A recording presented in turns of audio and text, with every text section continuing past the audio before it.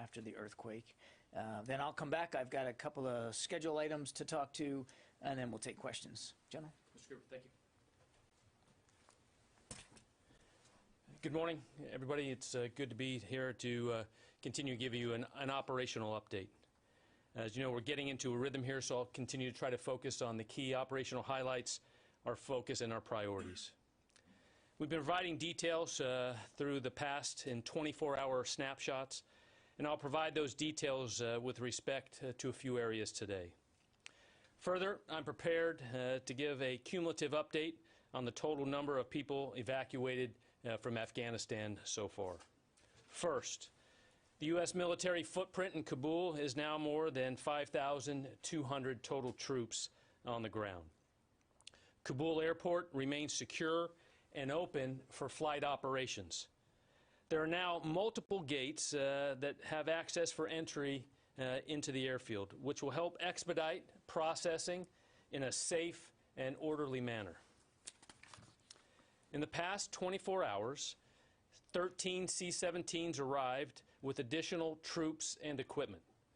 Also, 12 C-17s departed. These flights contain more than 2,000 passengers. These flights left Kabul and arrived at designated safe havens and staging areas in the CENTCOM area of operation. Since the start of evacuation operations on August 14th, we have airlifted approximately 7,000 total evacuees.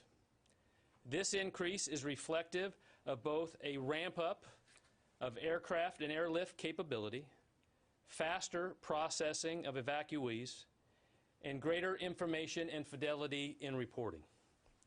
If we go back to when the Department of Defense began supporting the State Department with movement of SIVs at the end of July, the cumulative number of people moved out of Afghanistan is somewhere near 12,000.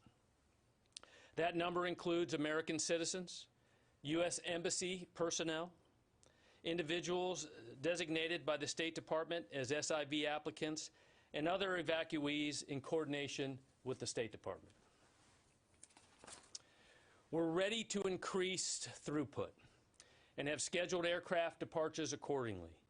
We intend to maximize each plane's capacity. We're prioritizing people above all else, and we're focused on doing this as safely as possible with absolute urgency. We have not experienced any security incidents nor interference since my last update. We continue to recognize the inherent danger of operating in this environment, but our service members in Kabul remain agile, professional, and are postured to continue mission and to respond if required. On this topic, as we look at the last 24 hours, F-18s from the Ronald Reagan Carrier Strike Group flew armed overwatch flights over Kabul to ensure enhanced security. We maintain a watchful eye and are continuously conducting in-depth assessments to protect the safety of Americans. We will use all of the tools in our arsenal to achieve this goal. I want to reinforce that we are absolutely focused on this mission of national importance. We are committed to the safe evacuation of as many people as quickly and as safely as possible. In Haiti yesterday, 8 United States Army helicopters, 3 CH-47 Chinooks, and 5 UH-60 Blackhawks from Southcom's JTF Bravo out of Honduras repositioned to launch and support operations in support of Haiti earthquake operations. Those assets have already started moving disaster relief personnel and supplies and supported JTF Haiti's assessment of airfields and roads throughout the area. A CH-47 completed a partial move of about 60% of a field hospital, which we believe the rest of the field hospital will be airlifted today. The U.S. Coast Guard continues its life-saving missions, and again, all of the helicopters involved will be on airlift missions to ease the suffering and to get people and capabilities where they need to be. As you know, the USS Arlington is now underway and expected to arrive later this week to provide additional lift and medical capabilities and serve as another resource for the people of Haiti. Finally, Special Tactics Airmen assigned to the Special Operations Wing are currently augmenting the life-saving and humanitarian aid efforts in Haiti and are responsible for conducting various airfield surveys to determine suitability for bringing in follow-on humanitarian aid via airlift. Thank you very much. Just got a couple schedule items to go over. So here in Washington, Secretary Austin did have a phone conversation this morning with his counterpart in Bahrain, His Royal Highness Prince Salman bin Hamad Al Khalifa, Deputy Supreme Commander and Prime Minister. And this afternoon, the Secretary will be welcoming His Excellency Dr. Khalid bin Mohammed Al Attiyah, Deputy Prime Minister and Minister of State of Defense Affairs for the state of Qatar. Here in the building. We'll issue a readout for each of those events later today. And with that, we'll start taking questions. I think, Bob, you're on the phone, yeah? Yes, thank you, John. General Taylor said that there were 12 C-17 aircraft departed with evacuees over the past 24 hours, which is a smaller number than the previous 24 hours, I believe. My question is regarding, with the clock running down toward August 31st, does Secretary Austin believe that it will be necessary to extend the deadline? I know that it's not his call, but has he recommended that the deadline of August 31st be extended? Bob, you heard the Secretary yesterday say that we're very focused on making sure we get as many people out as possible and as fast as possible. And we're working on that very diligently, as you heard the General's update.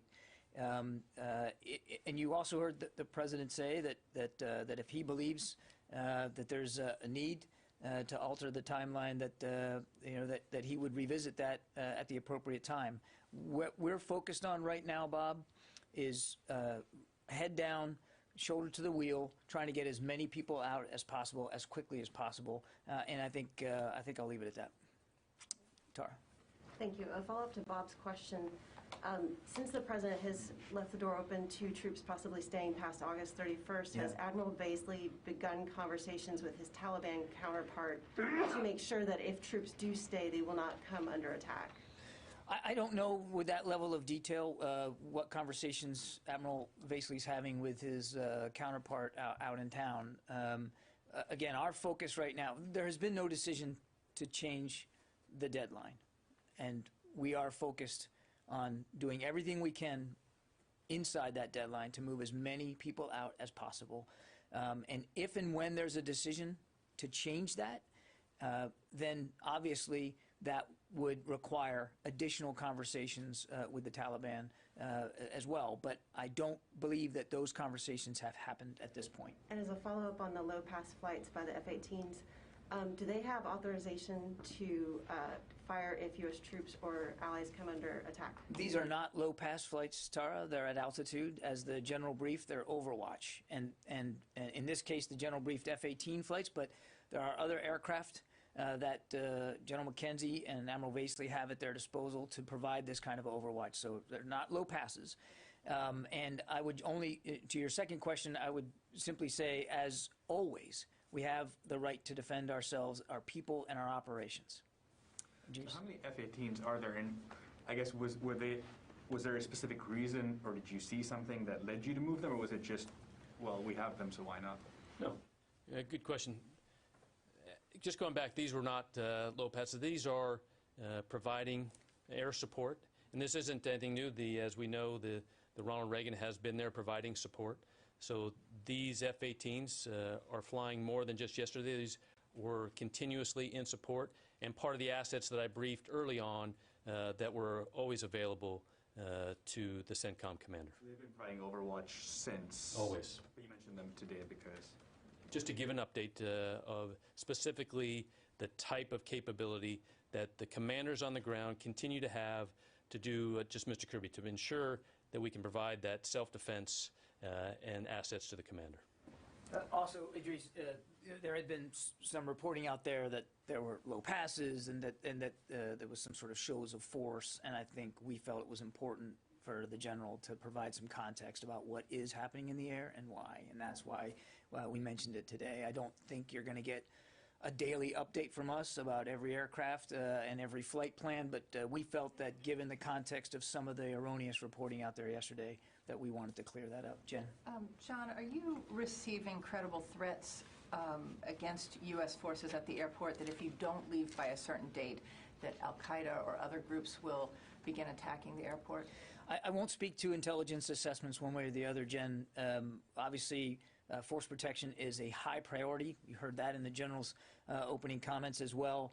We're always evaluating the threat. It's not only a day-by-day thing, it's an hour-by-hour thing. We know that this is still a perilous environment, and all I can tell you is that we're going to do everything that we can to make sure that we can protect our force, protect the people that we're trying to move on to the airport and protect their movement out of Kabul, as well as protect the entire operation at the Air Force. You heard the Secretary talk about the need to be able to defend the airport. So it's something we're looking at literally hour by hour. And General Taylor, British paratroopers are leaving the airport going into Kabul to rescue and evacuate some of their citizens who are trapped, can't get to the airport because of the Taliban. Why isn't the U.S. doing that? At this time, as I said, our main mission continues to be to secure HKIA, to allow those American citizens and other SIVs to come in and be processed at the airfield. And just to follow up, how are you fueling your planes, the C-17s that are going out? Are you now in a position that you have to buy fuel from the Taliban?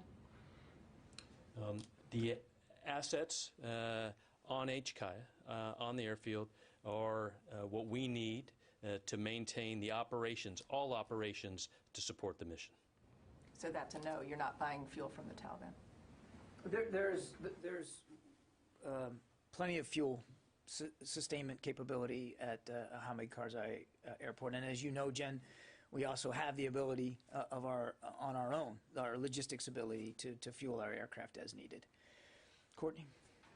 I'm still a little unclear about the F-18s. And why do you have armed F-18? Can you explain a little bit more about Sure. what Overwatch means, what exactly it is that they're doing or providing? Sure. I'll let the general talk to that, but sure.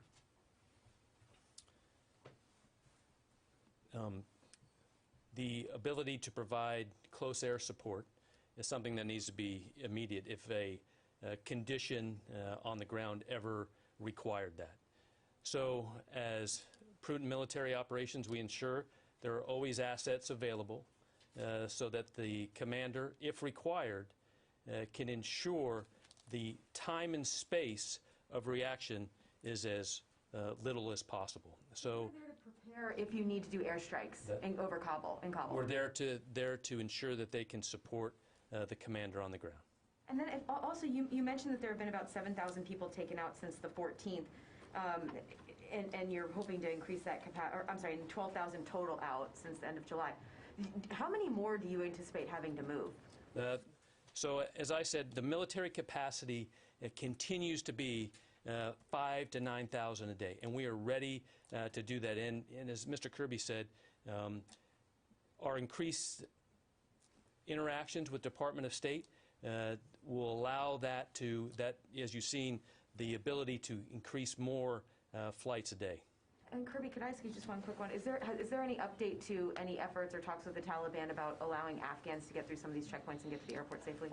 There's no update, Court. I think you heard the Secretary talk about this yesterday. We are in communication, obviously, with the local Taliban commander about making sure that those at-risk Afghans, special immigrant visa applicants, and additional Afghan citizens that we want to move through are able to move through, and it comes down a lot to the credentialing and making sure that they can prove and we can prove that that these are appropriate people to move through, and we have indications this morning that process is working.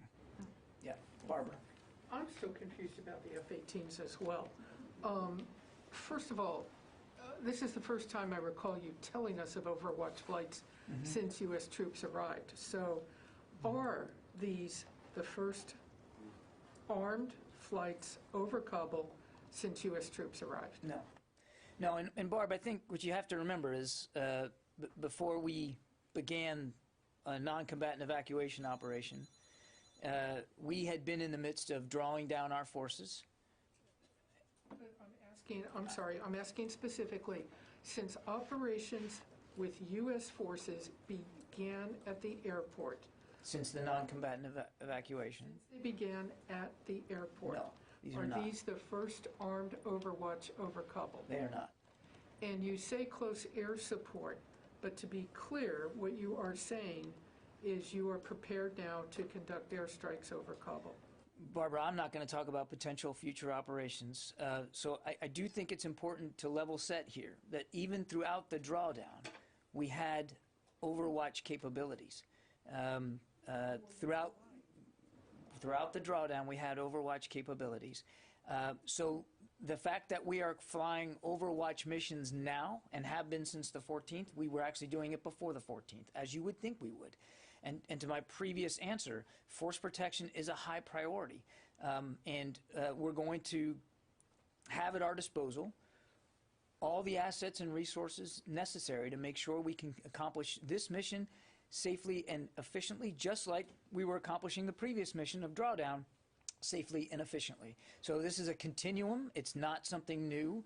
The reason we decided to talk about it today, and I don't think you're going to expect to see us talk about it every day, but we felt it was important today, given that there had been some reporting out there that we were, flying low passes over the city or some kind of shows of force. That's not what this is. This is just an added layer of force protection. It's the prudent and responsible thing to do. Can I just follow up on another, on your discussions with the Taliban? Now that the potential is in public for staying, does the U.S. military, does the Defense Department feel it would at least need Taliban acquiescence if you were to stay beyond the 15th? Do you want, if not their agreement, at least their acquiescence to stay? I think it is just a fundamental fact of the reality of where we are that communications and a certain measure of agreement with the Taliban on what we're trying to accomplish has to continue to occur. And again, I'm not going to speculate past August 31st. I haven't gotten to anybody on the phone, so if you'll just forgive me. Carla Babb. Hey, thanks for doing this, John. Can you just briefly kind of update us on the policy of nationals who are trying to get into the airport for evacuations by other countries? I know they mentioned what the Brits were doing, but we also heard from Sylvie about that Dutch plane that left without any Afghan nationals. How exactly is that process being done, and how are the U.S. Troops helping with that process? And then one other question quickly, if I may. There's been reports of resistance outside in Pashir and possibly in Parwan. Is the U.S. doing anything to support these Afghan troops that are trying to make a resistance and trying to push back? Carla, on your first question, we obviously are, and you heard the Secretary talk about this yesterday, willing to support the movement, safe movement of citizens of our allies and partners. In fact, we have already done that. And some of the numbers that the General briefed that got out of the country were obviously citizens of other countries, allies, and partners. So we are doing that. We'll continue to do that. As for the exact process, I'm afraid I'm not qualified to speak to that. That's really a better question put to our State Department colleagues in terms of how it works from a process perspective. We are in full support of that. But again, our main mission at the airport is security, safe operation of the airfield, and continuing to get people out. On your second question, we've seen reports the same as you of potential pockets of resistance, but I would just again stress that our military mission in Afghanistan right now is to conduct this non-combatant evacuation in a safe and orderly way, and that's what we're doing. Yeah. Thank you, John. So you mentioned the phone call between the Secretary today and his Bahraini counterpart, and he's going to meet the Qatari defense minister later today. Yeah. Can you talk about the role these nations, Gulf nations in general, are playing in facilitating this operation? And are they putting assets in this operation to evacuate some of the Afghanis or U.S. citizens? I think let those nation states speak for themselves and what they're doing. And as I said, we'll have a readout of both conversations later today. So I don't want to get ahead of that. But obviously, both countries are key partners in the region. As you know, Bahrain hosts the U.S. Fifth Fleet headquarters and is a key partner, maritime partner, particularly in the Gulf region and Qatar as well, in many different ways. And we're always interested in having good conversations with these key partners in the region. But I don't think I'm going to speak to specifics with respect to Afghanistan. I'll let those nation states speak for themselves. Thank you so much, Mr. Kirby. Kelly Meyer with Nexstar Media Group. A question, is there any behavior by the Taliban towards U.S. citizens or Afghans trying to reach the airport that would mean U.S. troops would have to protect them? Have any red lines been communicated to the Taliban? We've made it very clear to the Taliban that any attack upon our people and our operations at the airport will be met with a forceful response. There has been, as the general noted in his opening statement, there's been no hostile interactions between the Taliban and our forces or of American citizens getting through. Now, we have seen reports of the Taliban harassing and physically so some Afghans that were trying to move to the airport. We are in constant communication with them, as my answer to Courtney indicated, to make sure that they have the same visibility on the people that we want to see get through as we do. And some of that has to do with a common sight picture on the credentialing. And so those conversations continue. What about Americans outside the airport? No, I said we haven't seen any hostile interactions between the Taliban and our people, and we haven't seen them impede or harass or obstruct the movement of American citizens from the environs into the airport. And obviously, we want to see that continue. Yeah, Tom? Two things. When General Taylor, could you discuss the non-American flights going in and out of the airport? How many people have been evacuated, and what countries are still seeking to take people out? And I have a follow-up on the Taliban. Okay, I'll let the general take. So what I will say is that when we talk about all flights going in and out of Kabul airport are being synchronized and worked through CENTCOM there. So that coordination is being done. And so when I talk as the numbers, we are starting to include those numbers of everybody that is leaving from other countries. I don't have the details right now of which countries left within the last 24, but all of those type of flights, anything coming in and out of Kabul airport, is being coordinated through the controlling piece there with CENTCOM. And can we get any details of who and later? And then I have a follow-up on the Taliban. So is there anything the Taliban is in this cooperation? Is there anything they aren't doing? Is there anything the U.S. is not happy with in terms of how they are involved in the airport operations? And have they asked or demanded access to the airport? I know of no requests or interest by Taliban commanders to access the airport now. It's our understanding that they understand why we're there and what we're doing. And again, as the Secretary said, we've been able to have that kind of communication with them. I won't detail every conversation that we're having with the Taliban. Again, I think it's important to let the results speak for themselves. And as you and I are talking here today, we have an understanding, and they are helping to facilitate safe passage for those that we're trying to get into the airport. I think I just leave it at that. Let me go back to the phones again. Paul Shinkman, U.S. News. Hi, John. Has U.S. confidence in the ability to carry out counterterrorism strikes in Afghanistan, either now or in the future, changed at all since the fall of Kabul, particularly given the apparent coordination between the Taliban and Pakistan, whose airspace presumably the U.S. needs to access? No, the short answer to your question, Paul, is no. We still maintain robust over-the-horizon counterterrorism capability in the region, and we will still have the authority and capability to use that counterterrorism capability should we need it. Megan. I just want to verify that the evacuation capacity has reached the 5,000 to 9,000 goal. And I wanted to ask whether the limiting factor is the State Department's ability to process people or the ability of people to physically get inside the airport, as we understand they're lined up outside. So let's talk first about the movement. The air capacity is set, and as I briefed a couple of times before, so that ability to air move up to 5,000 to 9,000 a day has been set and continues. As I think you've seen in the report today of the increased numbers, we continue to see the ability to build those ready to fly on Kabul Airport to increase to allow us to fly those out with the ability to continue. Obviously, as Mr. Kirby said, we want that to continue to increase as we continue to bring more people, more American citizens, SIVs and those, onto the airfield so that they can be processed and ready to fly. And have there been any requests from DoD officials to maybe expand the perimeter around the airport so that there's more of a safe zone for people while they're waiting in line?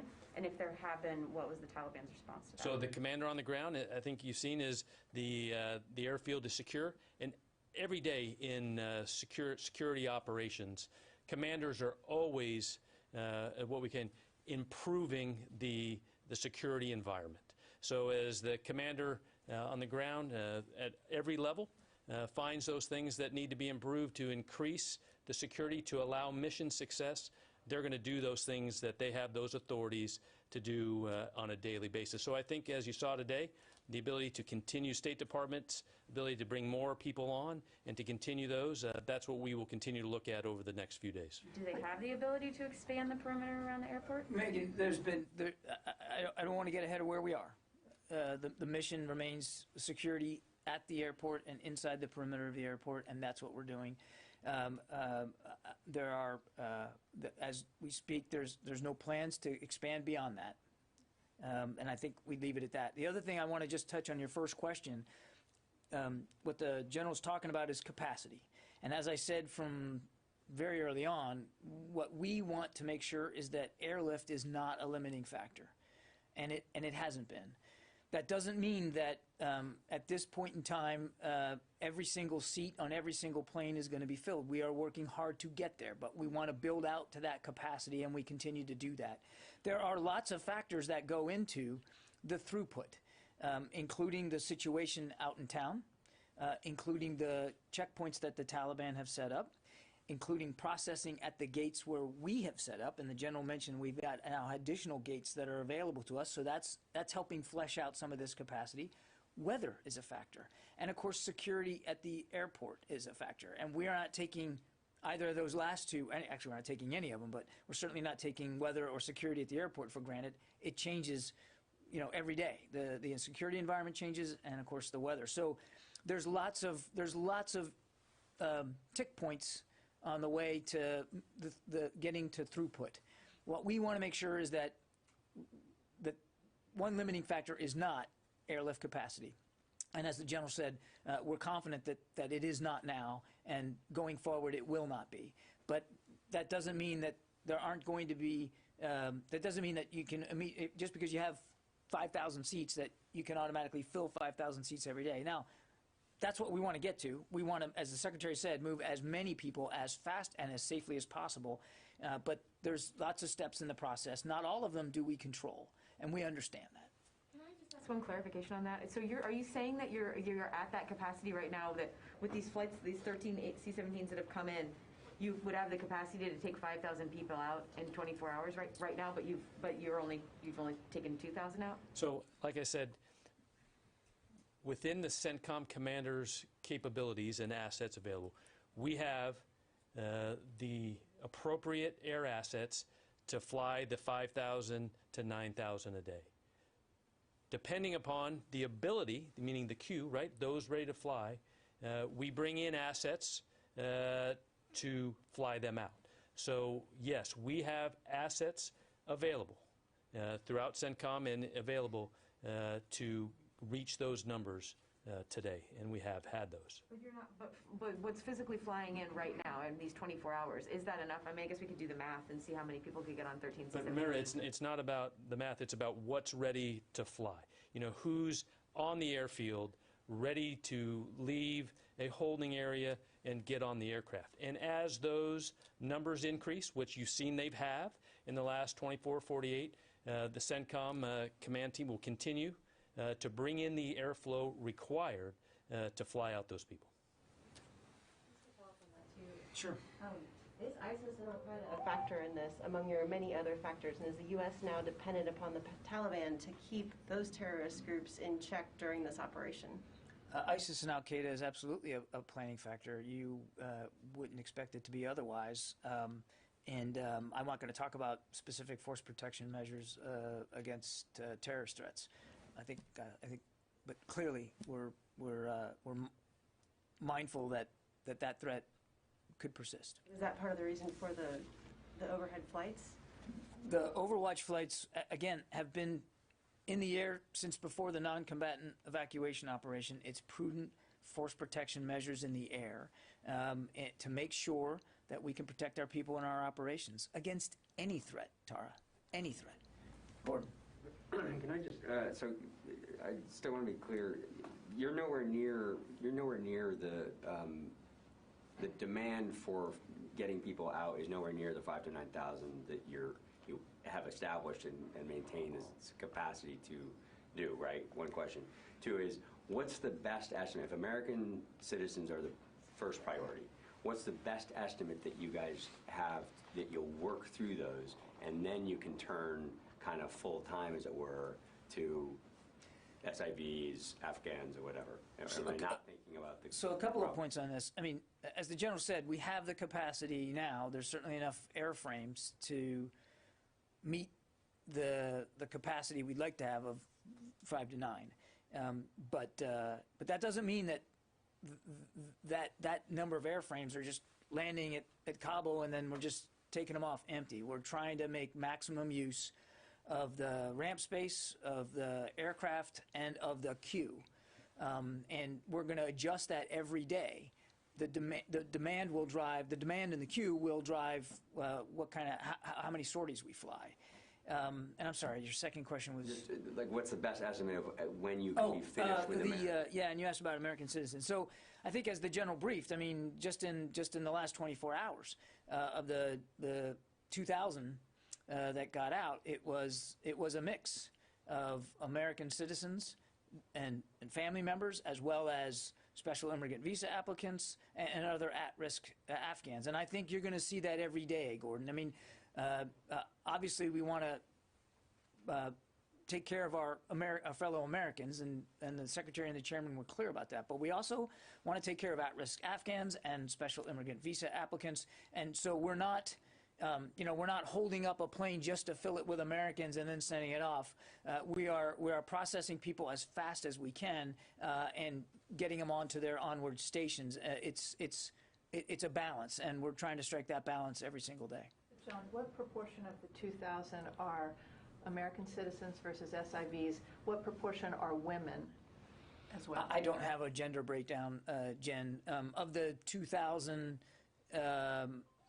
Over the last 24 hours, I think nearly 300 of them were Americans, and that includes legal permanent residents. It includes obviously American citizens as well as family members.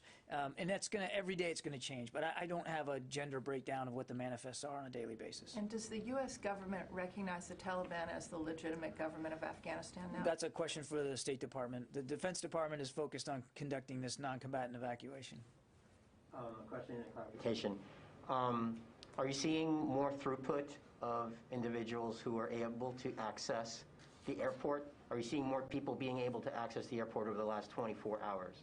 We have seen, by opening up another gate, by adding consular officers now, we believe that we will soon begin to see an opening up of the aperture, and we're hopeful that means a more consistent increase in the flow. But I can't tell you right as we speak here, Louis, that there's been some dramatic rise. I mean, we've got additional consular officers now at these additional gates with additional troops helping the consular officers. And so I think we're poised to see an increase, but I want to be careful before I make predictions.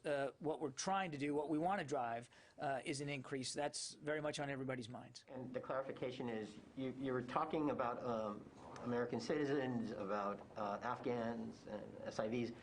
The 7,000 number that was presented earlier, the general had said that you're now including other countries' evacuations in those numbers. Is that accurate, or is the 7,000 exclusively U.S. No, Afghan? it's others. It has always, every time since the 14th when we've given you numbers, they have included some measure of third country nationals. Is that on the U.S. government? U.S. flights? Or Hang on, please, one at a But time. I mean, this Jen. is confusing. How many people has the U.S. government flown out on U.S. military planes? Because 7,000, if you're including other countries, if you're including civilian flights, that seems like you're playing with We're the giving you the numbers. total number of people that we have helped evacuate since the 14th, and it's not all just Americans. There have been some of our allies and partners that have gone out, and we're giving you U.S. government flights. That's not counting people who are still getting out commercially or on charter flights. Okay? Does that clear Yeah, that that's up? clarifying. Yeah, we get, and understandably so, here at the Pentagon, we're fixated on the tails that we own, but it's not the only way out of Kabul right now. As the general brief, the commercial side is open. There's limited. It's not as robust as what we can do on the military side, but people are still getting out that way. Is there a breakdown of those numbers, the 7,000, saying this is U.S., this is Afghan? I do not have a breakdown. I suspect that over time, as our manifesting process gets more refined, we may be able to be there, but we don't have that specific breakdown. As of today, how many American citizens remain in Afghanistan? I don't know. So you're planning for these operations, and you should be, have some kind of account of how many Americans are, whether in harm's way or need to be evacuated, right? I think, as you probably know, first of all, the State Department would be a better place to go for an estimate of how many Americans are Afghanistan or in and around Kabul. That is not a figure that the United States military would know, and I think, as you also know, not every American citizen in another country, there's no obligation that they register their presence, and that you can have a perfect, accurate count. But I don't have that figure, and I'd refer you to my State Department colleagues for the best estimate on that. Kirby, does the president have does the Pentagon have the authorization at this point in time to expand the perimeter at the airport or to go into Kabul if necessary from the president? The mission, Helene, is to provide safe and secure operations at the airport. I'm asking you if the Pentagon has the authorization from the president. I'm not going to talk about the potential of any future decisions one way or another. That would be a policy decision. We are focused on security at the airport. My question is, do you have the authorization now at this point? Who makes that decision? Is it Biden or is it Austin? We are authorized to provide safe and secure operations at the airport, Helene. Can you talk a little bit about the logistics regarding the human needs of the people at the airport? There's a lot of civilians, a lot of troops. There's food, there's sleeping arrangements, water, sanitation. Are you handling both military and civilian, and how is that? How are you doing that? So when you look at when whomever comes into the gate at HKIA and is processed for ready fly, all human needs, all of those things, basic needs to ensure their welfare, their care, to ensure the medical, all those things to ensure they can go forward and fly are being done. And that is a combination of State Department support and military support, working hand in hand, the commander and State Department, to ensure eating, sleeping, well taken care of, out of the elements are being done. Absolutely. You've got like 2 more weeks almost of this. Are there concerns about maintaining the input of supplies, the cleanliness over time? As military planners, we always ensure that we have the proper supplies on days for, to conduct missions. And those are assessed on a daily basis. And those commanders are always assessing, what do we have now? What do I need to do in the short term? And so forth. And so we are always continuing to, and that's why you see other planes continuing to arrive as required, to continue to ensure Commander has everything they need to do to execute the mission that we have right now. I need to get to somebody on the phone too. Tom Squitieri? Hi, John. Thanks. Good morning. Hey, I wanted to just check on something. In regard to the Pentagon policy that existed to provide air support and other assistance to the Afghan government that was in place this summer, has that policy ended with the fall of Kabul? Or is it still alive for elements of the government that's still functioning in places like the Panjshir Valley? Thanks. Tom, as I think you can see by events, there aren't operations out in the rest of the country to support, and our focus in terms of air power is as the general described, and that is providing appropriate overwatch for our operation, and that operation right now is at the airport. Barbara. Can I go back on the question of gates at the airport?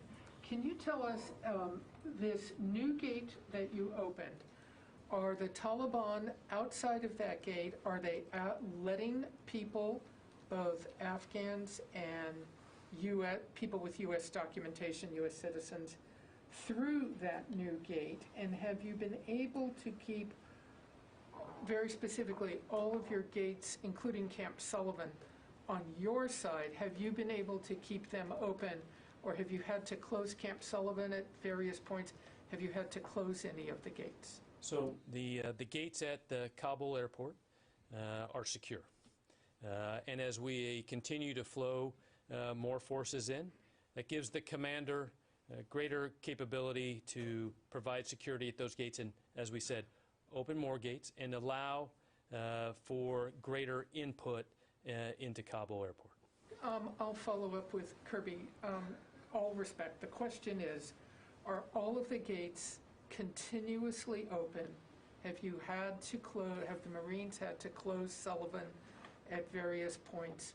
Do you have the Taliban letting people through this new gate that you're talking about? Have you been able to keep them all continuously open? Barbara, as the general said, we have additional gates now, and reporting this morning is that they are open. But I can't tell you with perfect clarity that there haven't been times over the last 72 hours when temporarily, because of maybe security incidents, that they've had to close. I suspect that that's true. I don't have a firm answer for you on that.